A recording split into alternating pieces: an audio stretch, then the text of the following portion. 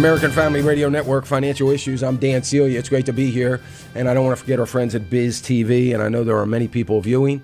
I apologize for our Skype connection, but we are on the road. And it's radio. You ought to just listen anyway. You know, just turn your TV up loud and listen. But anyway, 866-392-98. Let's get to the phones. We're going to stay with the phones. Let me go to Judy. Judy calling us from Georgia. Hey, Judy. Hey, Dan. I'm not going to be very pithy, but I do want to ask you a question about an IRA. I'm supposed to take out about $20,000 for a minimum withdrawal because I'm 74. Okay. And I wanted to see what you thought about, should I just put it in a money market and not try to do any investing with it, or put it in a long-term CD? I'm just in a quandary as to what to do. Well, you're not going to need it for income to draw, to use for your income? No, sir, not right now.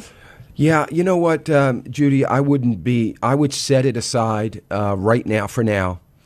I don't know that I would put in a long-term CD. I'm not real confident that we're going to see no inflation again. I think inflation is going to start creeping in. So I think when that happens, you're going to see CD rates go up. So I don't want you to lock into a long-term rate that will be or could be lower than what we might have in just 8 months or so. So I would just earn nothing with it, unfortunately. Put it in a money market account. Keep it from risk.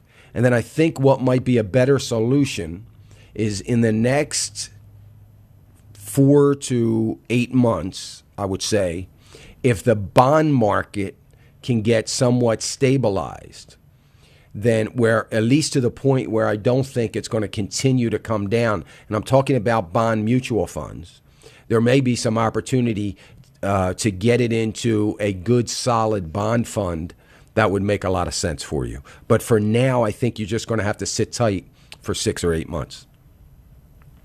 Okay. All right. Well, I appreciate it. Thank you very much, Dan. Okay. God bless you. Thank you, Judy. I appreciate it. Thank you. Let me go to Pat. Pat calling us from North Carolina. Hey, Pat. Hi, Dan. I'll try to be very articulate. I have two questions. The first one is I have a savings account, money market at the bank, and I've been getting emails that say that the federal government is going to seize our assets in the bank and not allow us to withdraw things from there. Should I take it out in cash and put it in a fireproof box in my house? And my second question, you may think is far out, but I don't think it's as far out as it sounds. I just read a book about the true story of the Bilderbergs by Daniel Truitt. Mm-hmm. And there are many of faces that we're familiar with who are members: Bill and Hillary Clinton, Geithner, the Bushes, Volcker, Bernanke, Henry Kissinger, who has been quoted in several credible publications saying that Obama will be the one to usher in the one world government.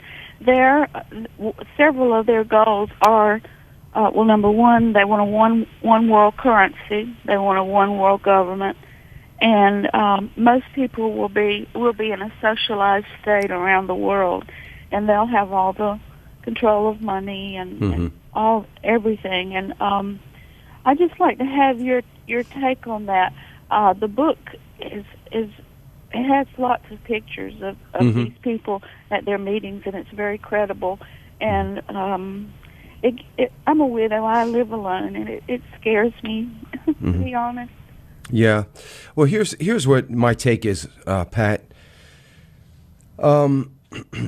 I wrote it. I keep going back to this because it keeps coming up. But I wrote an article 4 or 5 years ago, called "Reset Button," where I pointed out a number of things. Most of all have happened, except for the last two. And the last two things, the second to the last one, I believe is getting ready to happen, and that is inflation. Because I think that the Fed is going to realize its failed policies of creating wealth effect and driving the markets up. So I think they're coming to that realization right now. I said in my article, and keep in mind I wrote this, and you can find it out there on my website and others. I said this 5 years ago, that the Fed, when they come to that realization, they are out of tools, and the only tool they have left, because they are arrogant enough to believe they can control it, is to allow inflation to come in. If they allow inflation to come in, that is going to drive our debt up in a huge way. It's going to drive our debt up. We're paying $300 billion right now to service our debt. That could take that to $1 trillion a year being added to our debt just in interest. Could have a dramatic impact. I said once that happens, that there will be little alternative except for one of two things. One is a revaluation and a devaluation of our currency. Going on the news or going on television one night, the Treasury Secretary, is saying, "Hey, by the way, your $500 in your checking account's now worth $250." Nothing is going to save you from that, whether it's in a safe in the bank, at home, or buried in your backyard, in your mattress, or in a bank. Nothing is going to protect you against that. It's going to be a devaluation of a currency. It's got nothing to do with where it is at all. So you're not going to be protected from that, no matter what happens. When that happens, that's going to throw us into a depression. It's going to bring in more socialism or Marxism, as I think. And the other side of that, the other alternative, would be a one world currency. Now, I write in this that I believe, and I have for many years, believe that the thing that is going to usher in the one world government, as we know that's going to happen because we're believers and we know how the story ends. So we know that there's going to be a one world government. The thing that's going to usher that in is the currency. And the reason I know that beyond a shadow of a doubt is because we've learned lessons from Europe. You cannot have 17 different nations on the same currency without a governing authority. We've learned that lesson from Europe. Europe's learned that lesson. It doesn't work because you got 17 different parliaments, 15 different cultures trying to make decisions. So it never works. Not a possibility. So they will institute, along with the currency, a one world government. So I believe that's going to happen. I don't know when, but I believe it's going to happen. So that's my take on all of that. It's not based on any particular book or article. That's based on my opinion from information that I wrote just after 2008 when I wrote all this out, because I believe that's exactly when what's going to happen, and I believe we're headed that way. Here's the problem, though. Here's the difference between me and other people. I believe, and it's not because I'm naive, it's because I happen to believe deeply in a free market economy. I believe that we can turn it around. I believe in the power of the people. I believe in the power of a dollar in the hands of a free market economist. And I believe that if the dollars that are sitting on the sidelines were to come into the market, things could change rapidly. But there has to be a will in Washington and a will amongst corporate executives and some of the people that you've named to see that happen. And, that's the snag. So I'm not sold out that it's going to happen. I am sold out on that's the path that we have chosen to take, and that's where we're headed. And if the people don't stand up, not in 2016, if the people don't stand up today, read the second paragraph of the Declaration of Independence and remind themselves that the government obtains its power from the governed, that's us. Any power they have is power that we gave them and that we continue to give them.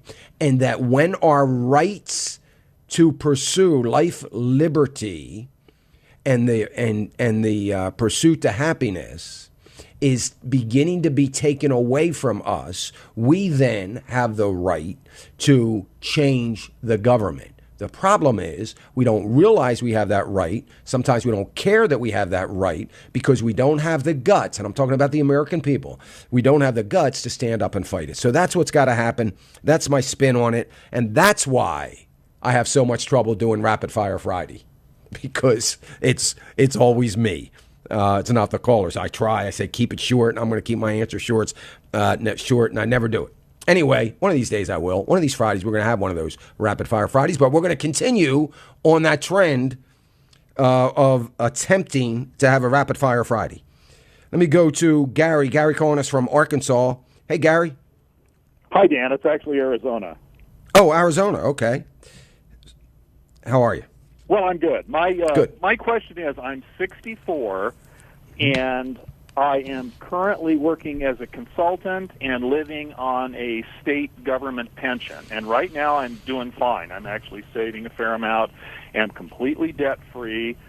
All my investments have been very conservative, things like Series I savings bonds, money in the bank, and CDs. But my question for you was, before I left state government, my 457 plan, which is, you probably know, the government version of a 401k, right. Before the last big downturn in the stock market, 2007 or 2008, whenever that was, I put the entire 457 plan in the Nationwide fixed account, which I understand is just a contract with Nationwide Insurance Company, and it's only as good as Nationwide Insurance Company. But it has been, for that entire period, through all of the downturn, been paying 3.5% like clockwork, and doesn't seem that it's ever paid less than 3.5%. But in any event, that's where the biggest amount of my nest egg is sitting. It's now about $150,000, and I haven't touched it. I don't really anticipate touching it before I have to, which is whatever it is, 70 and a half. I'm just wondering if you think that's just too conservative and I should do something with it, or if that's a reasonable plan. Yeah, Gary, I don't believe it's too conservative. I think it's a reasonable plan. You're far outpacing inflation if you believe the inflation number. Which we have no choice. It's the only one we have published. But if you're outpacing inflation, so you're maintaining your purchasing power, it is very conservative. There's no doubt about it. But I would probably stay on that course again, as I said to another caller, until we see if any of this dust ever settles, if we can get any kind of certainty and some of the fear out of the markets, and we get a handle on the fundamentals of the economy. And until then, I think because this is, as you've said, your nest egg, it makes absolutely no sense to do anything differently but to stay this conservative. And the thing that I want to focus on, and this would be great for you, Gary. It sounds like someone that would appreciate this. If you go to my website at financialissues.org, it is right at the front page, right in the middle. There's a little banner kind of down below, and it says "A Case for Income." Read it, because I bet you'll enjoy it. And it kind of drives home some of the philosophies that I believe somebody your age, 64 years old, yes, you're still working, has to start to develop a mentality that has been different than the mentality of a lot of retirees or people ready to retire than the last 10 years. And it's based on research data that I was involved in. So it's not just totally my opinion. So I think that would be a good read for you. It's an easy read. Check it out. You just have to click on there. I don't ask you for any information or something. You can read it, print it, or do whatever you want with it. But it would be interesting to you, and I think you ought to take a good look at it. My exposure would be what you were talking to the prior caller about, if there was just a huge upturn in inflation. Yeah, but by the time that happens, Gary, I'm going to assume that your surrender charges with this product, if there are any, should be out, right? And you should be able to move out of that. Okay. So if that happens, you can always move out. I mean, you're not locked into that. But there's going to be a penalty if you move out too early. But I'm thinking, how long have you had the been? There wouldn't be any penalty. It's going on like 20 years. Oh, okay. So there won't be any issue for you to move that out and get in a higher rated CD or something like that if and when that happens. Okay, super. All right. Thanks, Gary. All right. Thank you for your call. I appreciate it. 866-300-9298. Let me go to Vern. Vern calling us from South Dakota. Hey, Vern. Good morning, Dan. Good morning. I'm a little confused on your unemployment numbers. Okay. You say there are 300,000+ new filers and only 100,000 plus new hires, but the employment rate goes down. I'm not sure I understand how. Okay. Well, so the unemployment rates goes down in two ways. Remember that the 113 is a net number, so it's what's left after layoffs.